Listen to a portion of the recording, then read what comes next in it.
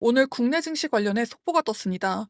이재명 대통령이 주식시장 양극화에 대해 직접 문제라고 지적하며 걱정이라고 한 건데요. 지금 이 발언이 왜 우리에게 큰일이 되는지 뒤에서 더 자세히 말씀드려보겠습니다. 우선 국내 시장 먼저 살펴보겠습니다. 코스피가 장중 9,385포인트까지 치솟으며 사상 최고치를 또 경신했지만 마감은 9,052포인트로 0.13% 하락하면서 9,000선을 겨우 지킨 모습입니다. 오늘 시장을 흔든 큰 줄기부터 짚어드릴게요. 어젯밤 미국 필라델피아 반도체 지수가 6.42% 폭등하면서 사상 최고치를 다시 갈아치웠습니다. 다우는 0.14%, S&P 500은 1.08%, 나스닥은 1.91%로 동반 상승 마감했습니다. 그런데 오늘 한국 시장의 최대 변수는 미국과 이란의 종전 서명식이었는데요. 지금 서명식이 불발이 됐죠. 스위스에서 열릴 예정이었던 정식 서명식에 제이디 벤스 미국 부통령이 참석을 취소하면서 종전합의 불확실성이 부각된 겁니다. 그게 장중 사상 최고치에서 코스피를 끌어내린 핵심이었습니다. 코스닥은 더 심하게 빠지는 모습을 보여줬는데요. 3.43%가 폭락하면서 천선이 무너졌습니다. 어제는 3.01% 하락에 이어 이틀 연속 폭락이고요. 자금이 코스피로만 쏠리는 흐름이 더 극단화된 자리입니다. 시장 양극화도 심각합니다. 코스피 946개의 상장사 중에 791개, 83%에 해당하는 종목들이 하락하는 기현상이 나타났고요. 상승한 건 112개에 그쳤습니다. 반도체 대장주 쏠림 때문에 지수만 치솟고 개인 투자자 체감 수익률은 마이너스인 자리입니다. 그리고 여기에 속보가 떴는데요. 오늘 투자자분들이 반드시 주목해야 할 발언이 나왔습니다. 이재명 대통령이 직접 주식시장 양극화는 심각한 자산 양극화를 부른다며 우려를 나타낸 건데요. 현재 코스피 9천 시대가 열렸지만 실제로는 삼성전자, SK 하이닉스 등 일부 대형주의 자금이 집중되고 다수 종목은 소외되고 있다는 지적이 나오고 있는 겁니다. 문제는 단순히 여기서 끝이 아니라는 건데요. 대통령이 특정 현상을 문제로 규정하기 시작했다는 것은 향후 시장 정상화, 코스닥 정비, 제도 개편, 수급 분산 정책 등 추가 조치로 이어질 가능성을 의미합니다. 특히 최근 정부는 주식시장 제도 개선과 코스닥 구조 개편 필요성을 여러 차례 언급해왔는데요. 따라서 투자자들은 단순한 코스피 지수 상승만 볼 것이 아니라 정부가 앞으로 어떤 방식으로 시장 양극화 해소에 나설지를 주목할 필요가 있습니다. 오늘 발언은 단순한 우려가 아니라 향후 정책 방향을 읽을 수 있는 중요한 신호일 수 있습니다. 그리고 비투도 사상 최대를 찍었는데요. 미래에셋증권이 오늘 두산에너빌리티, 삼성전기, 삼성 SDI, 에코프로비엠, 포스코홀딩스, 하나오션 등 10개 종목에 대해 신용융자 등급을 E에서 F로 변경하면서 규제를 강화했고요. 위탁매매 미수금은 1조 9천억 원까지 늘어나면서 2조에 근접했습니다. 그러면 오늘 지수 정리해드릴게요. 코스닥은 34.34포인트가 빠지면서 3.43% 하락했습니다.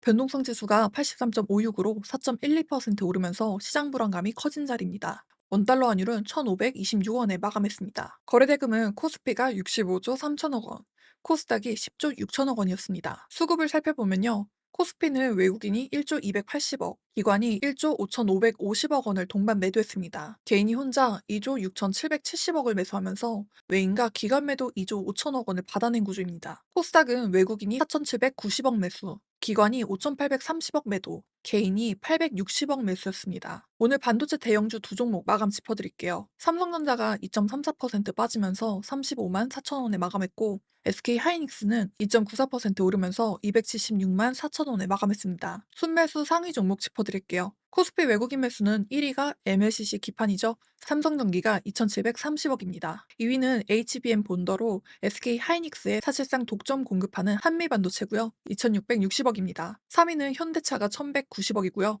4위가 조선방산주, HD 현대중공업이 1,000억이 들었습니다. 5위는 AI 데이터센터 전력기기 회사죠. LS 일렉트릭이 740억이었습니다. 코스피 기관 매수는 1위가 SK 하이닉스입니다.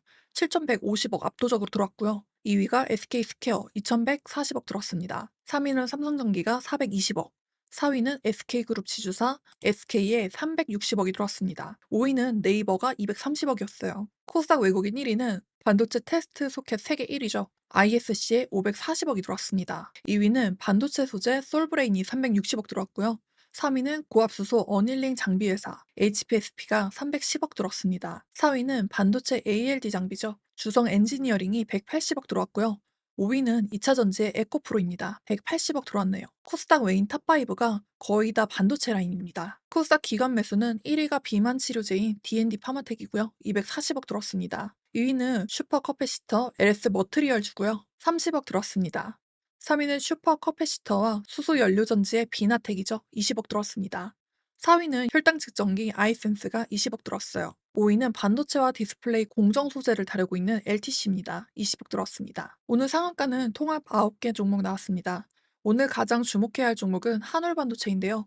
어제에 이어 이틀 연속 상한가까지 갔습니다. KB증권이 오늘 MLCC 초호황기 진입이라는 분석 보고를 내면서 중일 갈등으로 인한 추가 수혜 기대까지 더해진 자리예요. 같은 흐름에 JNTC도 상한가에 안착했습니다. 세계 최초로 두께 2mm 유리기판 개발에 성공했다는 소식이 호재였고요. 일본 기판 제조사와의 추가 계약까지 발표됐습니다. CP 시스템도 상한가까지 갔는데요. 미국 인텔 현지 공장의 반도체 엣지 그라인더 장비에 자사치 클린체인 케이블 보호 솔루션이 적용된다는 소식으로 인텔 밸류체인에 진입한 자리입니다. 다스코는 도로안전시설과 관광회사인데요. 북한 인프라 복구 수혜주로 부각되면서 상한가에 직행했습니다. 나머지는 삼익제약이 제약, 시즈메드텍이 의료기기, 형제 INC가 의류, 강동 CNL이 시멘트, 보혜양조가 주류 분야로 상한가에 합류했습니다. 그럼 마무리하겠습니다.